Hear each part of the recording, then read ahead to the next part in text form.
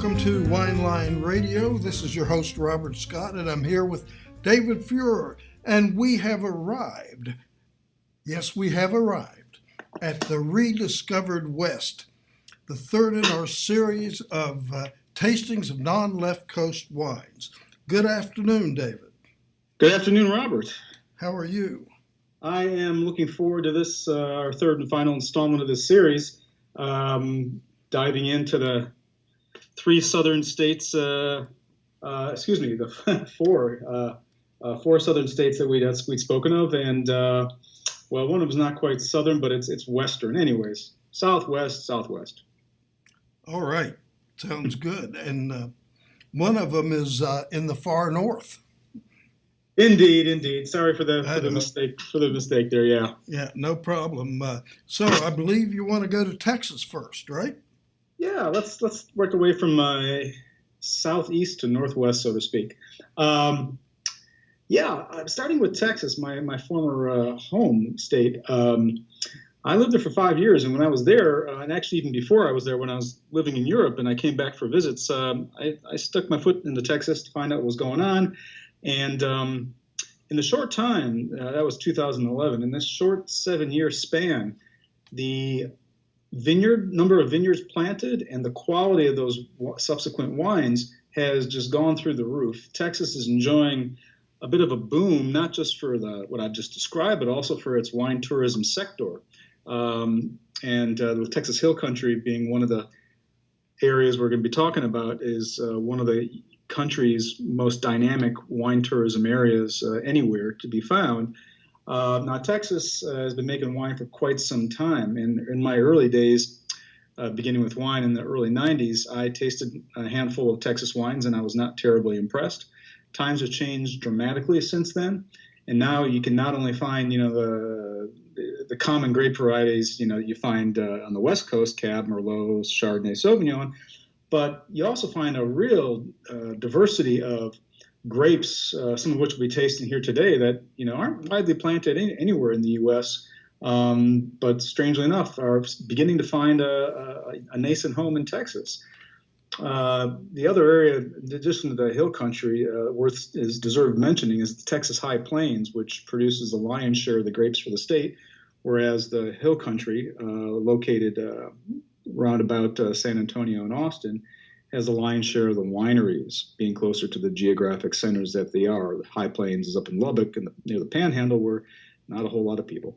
So am I to understand that a number of the wineries source their grapes from another part of the state? Well, given the expansive land and the amount of grapes planted to it, and the fact that the weather is a bit more predictable up north than it is down south, you have a lot, and of course the cost of land is less expensive up north, so it makes it easier to plant. You have a more steady supply of quality wine grapes coming out of the High Plains. It's not to say there isn't a good sources of them in the Hill Country as well. It's just that there's less of it planted, and the vagaries of the weather can sometimes wreak a little bit more havoc down there than they do up north on the average. Well, what do you think we should taste first?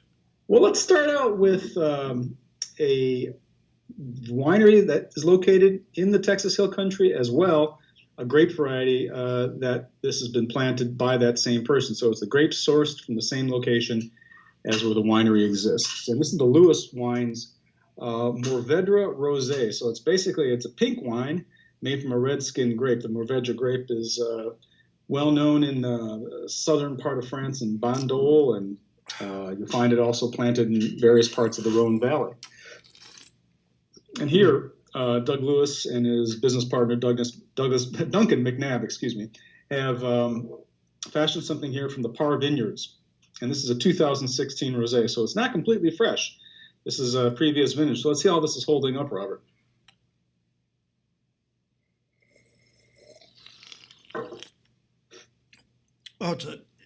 First of all, it's got a beautiful kind of a soft pink color to it, and I'm getting some raspberry in there, and also some lemon and orange, I think. It's really elegant. It's refined, and Very nice on the palate. Yeah, it is. It's also dry, worth mentioning. Mm-hmm.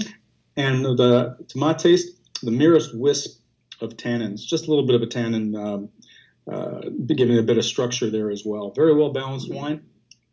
And as well, the alcohol is only at 12.5. So do you think it gets the tannins from lying on the skins for a little while, or is it all fermented from the flesh?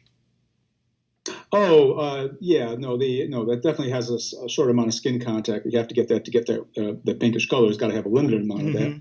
I would venture to guess this spends no time in oak, so you're not going to get any tannins from oak out of here. So yeah, I think it's just a little bit of that Mourvedre. Mourvedre, when it's made into a red wine, can be very tannic. So that said, the rosé version is more likely than not to have just the merest wisp of those tannins in there. Very nice, lovely wine. Mm. And so worth mentioning, we're gonna go ahead. I'm sorry. Worth mentioning too is that Mourvedre is not really what they call the signature grape of Texas or the Texas Hill Country to date, and they're still trying to find their way. I'm not saying this is the one to look for, but there's been a lot of great Tempranillo made in Texas, both in the High Plains and in the Hill Country, and many good wineries working with it. It's not been long enough you can call it a trend or a standard bearer for the state, but there's many good examples of this. However, here at Lewis, and many wineries are doing it, but Doug Lewis and his partner there have been making not only good Tempranillo, but they've also been making good red Mourvedre and Touriga Nacional, the flagship red really? From Portugal. Portugal, yeah. I'm a real fan of Portuguese Reds that have been hitting the States here in the last couple of years. I think they're not only a delicious wine, but they're great value. So good to hear that they're doing it in Texas. And doing a very fine job of it too, I might add. So yeah, there's a lot of great wineries based in the Hill Country that are worth visiting. A few up in the High Plains to be sure, but it's a longer haul and not so scenic, I would say. But there's still some great wines coming out of all parts of the state. Yeah, now let's move over to deep in the heart of Malbec country. Malbec, the grape variety best associated with Argentina, has also been doing pretty good for itself in Texas here. Eric Hilme and his family have been relatively newcomers to the scene there, based just outside the Hill Country capital, de facto capital of Fredericksburg. Here they got 100% Malbec, but they've sourced this from the High Plains. Okay, not uncommon, like I said. So they got their grapes, and it's trucked down, probably in cold storage, down into their Hill Country winery to be made into this red wine. And I've always been a fan of Malbec, not only from Argentina, but have a friend in Bordeaux on the right bank. It has a very fine Malbec vineyard, and he makes his top wine is sometimes 100% Malbec, and sometimes he integrates it with a little Merlot, and just it's absolutely outstanding. And I'm finding that this Texas Malbec really is a kind of a big inky wine. That'd be befitting the grape variety to be sure. There's none being blended here. This is 100% Malbec according to the label. And just to be sure, let the listeners know, it's been 16 months in oak barrels. I don't know what percentage of it did. I presume, we'll just go to presume that all of it did. So it's going to have some oak characteristics, I think, imparted upon it, just a touch. A little bit of that cocoa vanilla character, but certainly adds a dimension to the wine that might not be there if it was just aged in steel. Yeah, I think this is a 2015 vintage, by the way. Mm-hmm. I think the tannins are really well integrated, and the acidity is nicely balanced. Mm-hmm. It's a good wine for a big Argentinian steak. Could be. A couple of points worth noting here. The two major growing areas in Texas I've talked about, the Hill Country and the High Plains, they vary quite a bit. If you think about two things, proximity to major bodies of water and elevation. The average elevation in the high plains where the grapes from this Malbecs are sourced from, around about 4,000 feet. And that's a high, flat desert area up there in that part of the world. But when you get farther down to the hill country, the average elevation is about 700 to 800 feet, considerably lower. As well, you got the proximity of the Gulf of Mexico, which can certainly add a lot more humidity to the situation and rain as well.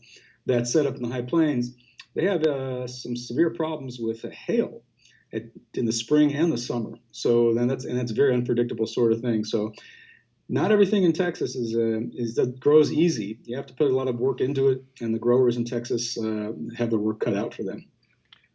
I'll bet. Well, that was very interesting, and I've only been to a couple wineries in the Texas Hill Country, but enjoyed both of them. Went there a few years ago when I happened to be in Austin for a little short visit. So looking forward to going back. Where should we go next?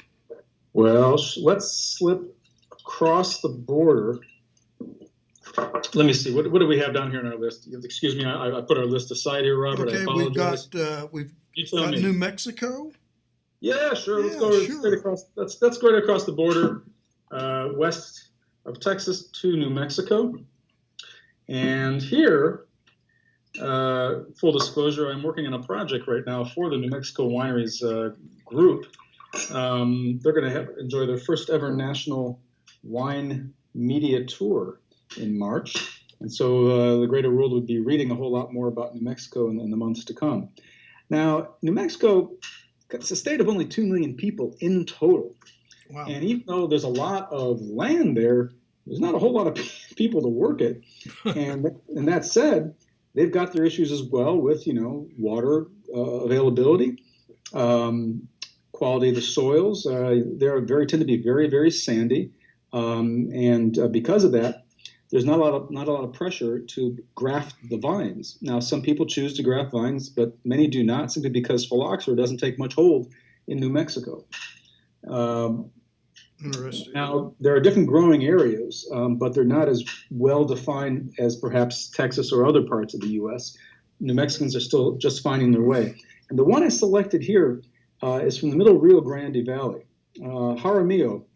It's been around for about a decade, but gentleman's name also happens to be Robert, and his wife have at their home a vineyard planted to several different grape varieties. And this is the one when I visited a couple months back that really got my attention. This is a 2013 Barbera. And wow. Robert, you might remember Barbera as kind of a workhorse grape from Piedmont, Italy. It's kind of more of the everyday sort of wine when, your Nebbiolos in the form of Barbarescos and Barolos are waiting to mature and soften their tannins. Well, Barbera here, the one I tasted with Robert Jaramillo was so reminiscent of some of the better ones that I've had when I was in Italy or drinking Italian Barbera in many different locations of the world. That would just really caught my attention. And you tell me if I'm wrong. Let's taste this together and see what we think. Well, while you were talking, I was sipping, and I have to say that I'm a real fan of Italian Barberas. I love my Nebbiolas and I love my Barolas, but I think for an everyday drinking wine, Barberas can be really good. And when they're really well made, they can be very sophisticated. So this one, I get the typical cherry and some blackberry notes, and just think it's really typical of a good Italian Barbera. I would even venture to argue that the mid palate is a bit richer than your typical Italian Barbera. Yeah, it is. And it's kind of medium bodied, but I think it seems to me today that it has pretty nice length on it as well. A darn good wine. I got to tell you, New Mexico is as much as people listening, they may have heard rumblings about what's going on in Texas. Precious little has been spoken of about New Mexico. There's their wine tourism situation is also relatively booming right now. Very much locked into their art and outdoor activities, festivals. They have an annual balloon festival in is it Albuquerque or Santa Fe? I can't remember. That draws people from all over the country, if not all over the world. And the folks in the wine sector there have taken that to good advantage by showing off their wines to those folks. There's two other wineries of note, certainly worth mentioning. They've been around for a long time in New Mexico, and we're going to use that as a partial segue into our next bunch of wines here. And that is, for a long time, a fellow by the name of Paolo D'Andrea, an Italian man, who's planted a wide variety of grape varieties at his southern New Mexico Luna Rosa facility, has been supplied a lot of the folks there with their grapes for their various wines. And based upon that, if it were not for Paolo D'Andrea, a lot of the New Mexican wine industry would not be where it is today. And he's still there making a slew of great wines near Deming, New Mexico. And in addition to that, talking about the European influence, the folks at Gruet, sparkling wine primarily, sparkling wine distributed widely throughout the United States, was started by the Gruet family of Champagne. And the winemaker today is Laurent Gruet. And he, along with Paolo D'Andrea, is greatly responsible for this new beginning success that New Mexico wines are having. Now, recently, the Gruet folks partnered up with the Precept Brands company based in Washington State. And so the segue into our next wine, which is Idaho. The wine that we've been provided here, Robert, is from the Precept people, the same people who brought you Gruet. And this is their Sawtooth brand, 2015 Merlot from the Snake River Valley. Now, Snake River Valley, that's there in southern Idaho. Some of you may have stopped in Boise at one time. Well, Boise is a lovely town with the Snake River passing by or through. I can't quite remember right now. But the Snake River Valley, and actually it spills over a little bit into Oregon. The AVA still finds its way into Oregon just a little bit. And that provides at least, if not greater, much more than 90% of all the wine grapes in the state of Idaho. And there is a great number of good wineries over there. And that said, why don't we get ourselves into tasting this Merlot from Sawtooth? All right. What a great idea.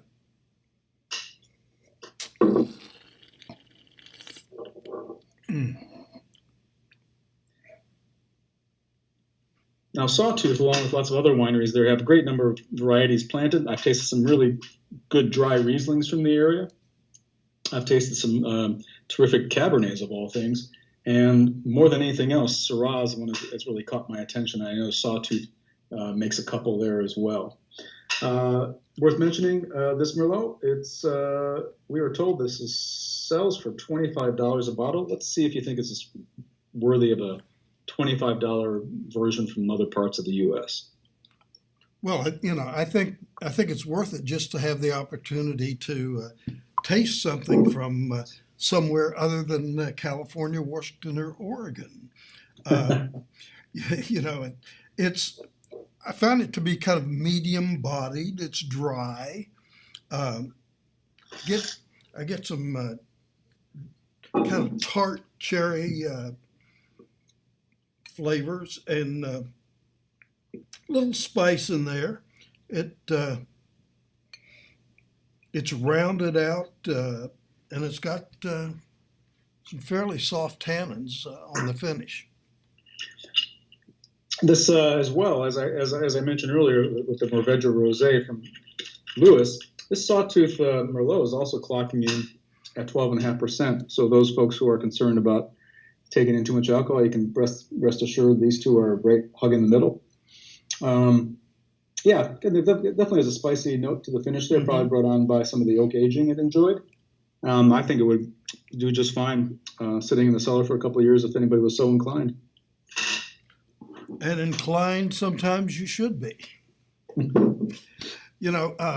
that kind of rounds out the wines that we had talked about tasting today. Fortunately, I did receive a deep sky wine from Arizona, the Constellation Syrah 2013, which I drank over the weekend. And How was that? I thought it was excellent. It's a lot like an Australian Shiraz.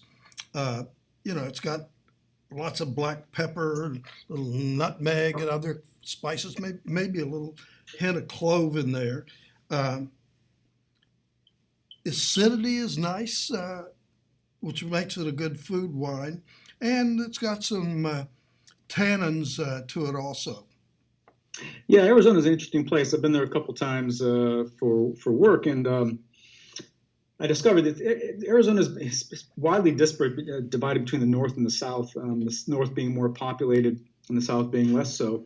Kind of the reverse what you got going on in Texas there, and as well in the south you got more vineyards than the north, but north draws more people and has a higher elevation. That said, there's some great wineries all over there, but Kim and Phil Adamson of Deep Sky sent us this wine. I'm really happy to be that you're tasting it and enjoying it there, Robert. Arizona wines don't get seen very far and wide. There is only one winery that's widely distributed. Ken Callahan, he's got some good distribution too, and the Bostocks of Dos Cabezas. But by far and away, the one winery that gets its wine in more places in the U.S. than any others is the Caduceus label, Merkin Cellars, which is owned by the singer-songwriter for the band Tool, Maynard James Keenan. And so some of you have come across any Arizona wine, you're likely to find it made by Mr. Keenan, who's not just a musician of note. He actually works hard making the wine. And it's through his efforts that a lot of other Arizonans are finally starting to get discovered. And I'm happy to say there's a lot of interesting wines happening there. And if there's any flagship grape variety that could get people paying attention in Arizona, it would have to be the white grape variety, Malvasia.